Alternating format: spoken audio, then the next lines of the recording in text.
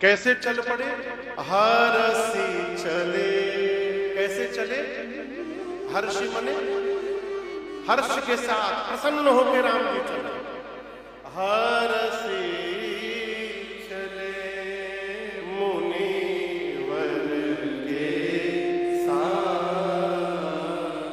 देखिए, प्रसन्न होकर कार्य करना यह भी स्वभाव है। किसी का स्वभाव रो रो कर काम करना होता है, किसी का स्वभाव प्रसन्न होकर करना होता है। और आपको बताऊं, प्रसन्न होकर किया हुआ कार्य बताता है कि इस कार्य को करने वाला जीव प्रसन्न मन से कार्य को किया है। माताएं भोजन बनाती हैं, प्रसन्न होकर भोजन बनावे, उस भोजन का स्वाद।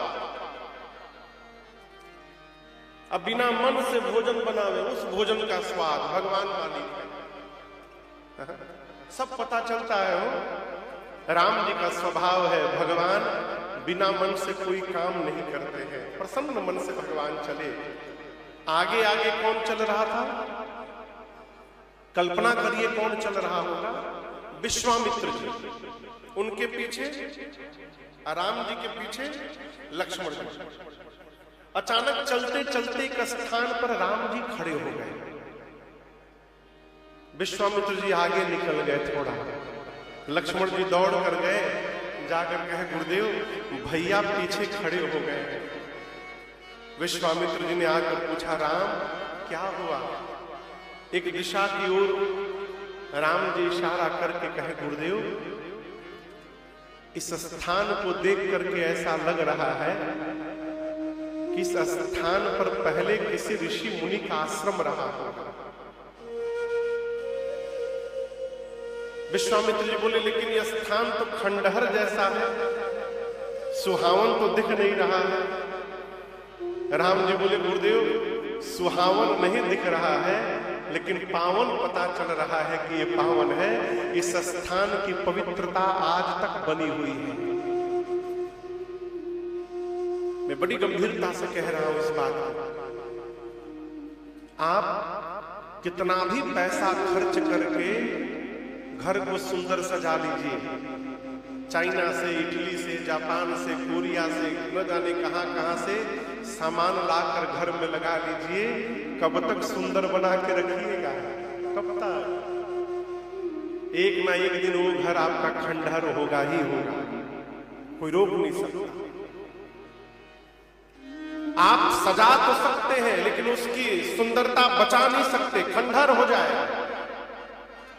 लेकिन आप यदि अपने झोपड़ी में बैठकर भगवान का भजन करेंगे, भगवत नाम करेंगे, सत्संग करेंगे, तो उससे जो ऊर्जा उत्पन्न होगी ना, वो खंडहर होने के बाद भी पता चलेगा कि यहां पर कभी भगवान का भजन हुआ है, उसकी पवित्रता बताएगी। राम जी बोले, गुरुदेव स्थान बता रहा है कि यहां पर किसी ऋषि मुनि का आश्रम रहा होगा पूर्व काल में, परंतु आज यहां न कोई नर है, न कोई नारी है, न पशु है, न कोई पक्षी है, सुनसान दशा बिगड़ी बिगड़ी है। और गुरुदेव ये स्थान के बीच में ये शिला कैसी रखी? लगता है कोई मूर्ति बैठी है। ये शिला कैसी किसकी है? शिला समझते हैं ना? शिला मतलब पत्थर, पत्थर। ये शिला कैसी है? श्री विश्वामित्र जी बोले, राम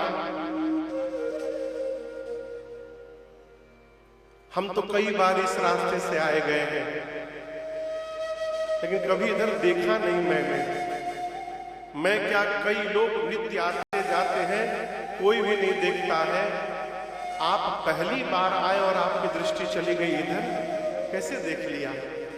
राम जी बोले, गुरुदेव अपने स्वभाव के कारण जिसको कोई नहीं देखता है उसको मैं देखा करता हूं, इसी स्वभाव से मेरी दृष्टि इधर चली गई। गुरुदेव ये कैसी शिला है?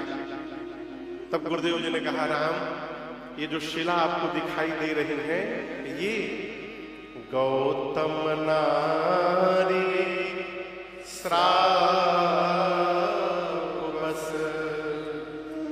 उपल दे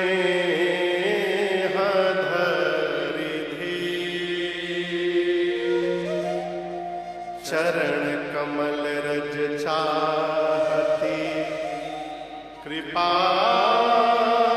करो रघुबीर। श्री विश्वामित्र जी ने कहा, राम ये गौतम ऋषि की अर्धांगिनी है, इनका नाम है अहल्या। क्या नाम है? अहिल्या नहीं, ही नहीं है, ह है। क्या नाम है? अहल्या। तो अहल्या भ्रंश होकर अहिल्या हो गया, लेकिन है क्या? अहल्या। ये गौतम ऋषि की अर्धांगिनी है अहल्या। आपको बताएं, राम इनके पति गौतम ऋषि ने ही इनको श्राप देके पत्थर का बना दिया है। क्यों श्राप दे दिया? इसका जो कारण है वो विश्वामित्र जी ने राम जी को सब सुनाया। सकल कथा मुनि कहा विषेखी। कौन सी कथा कही? इस कथा को गोस्वामी जी ने मानस में नहीं लिखा है। अच्छा आप बताइए, आप में से किसको किसको ये कथा पता है? पता है? 10-12 लोगों को पता है। तो क्या गोस्वामी जी को नहीं पता था? पता था तो लिखे क्यों नहीं? गोस्वामी जी कहना चाहते हैं, जिस बात से किसी के चरित्र पर दाग दिखाई देने लगे उस बात को न कहना धर्म है, वहां मौन हो जाना चाहिए, वहां बोलना नहीं चाहिए। गोस्वामी जी ने इस कथा को छिपा दिया, और जिस प्रसंग को गोस्वामी जी छिपा दिए, राजन का कोई अधिकार नहीं है कि उसको खोल करके समाज में रख दिया जाए। इसलिए आप सब जानते हैं मां अहल्या से क्या अपराध हुआ था। गुरुदेव कहते हैं कि इनके पति ने ही इनको शाप देकर पत्थर का बनाया है राम। और आप जानते हैं राम जी, आपके चरण में जो धूल है, रज है, उसी रज से इनके शाप का मोचन बताया गया है। इसलिए हे राघव, ये युगों से आपके लिए ही बैठे हुए हैं यहाँ पर, आप आ गए हैं।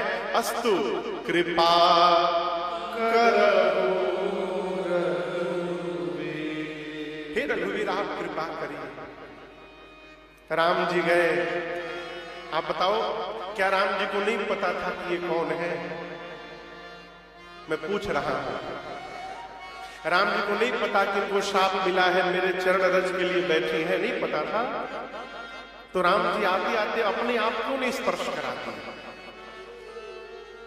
इसलिए नहीं करा दिए कि जब अपने श्रेष्ठ के साथ रहते हैं तो अपने मन से कोई व्यवहार नहीं करना चाहिए जब तक उनकी आज्ञा न हो।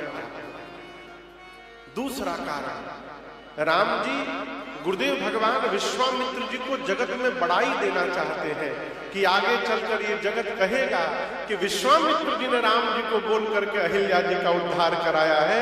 इसलिए राम जी ने अपने आप नहीं किया। भगवान संतों को बड़ाई देते हैं। अच्छा आप बताओ, राम जी खाली पैर चल रहे थे कि पादुका पहन के? पादुका पहन के खाली पैर वन में गए। अभी तो बनवासी नहीं है ना सरकार, अभी तो राजकुमार के रूप में है, तो पादुका पहने। जब राम जी पादुका पहने तो धूल लगेगा? नहीं लगेगा। अब धूल से उनका उद्धार होने वाला है। तो ऐसा मुझे भाव आता है, ऐसा मन में भाव आता है कि राम जी अहिल्या जी के पास गए होंगे, पादुका से पांव नीचे निकाल कर हम मिट्टी में थोड़ा पांव रगड़े होंगे कि धूल लग जाए उसमें, और उसके बाद भगवान ने पांव रखा नहीं था। ये हम लोग के मन में भ्रांति हो गई है। भगवान ने पांव नहीं रखा। क्यों नहीं रखा?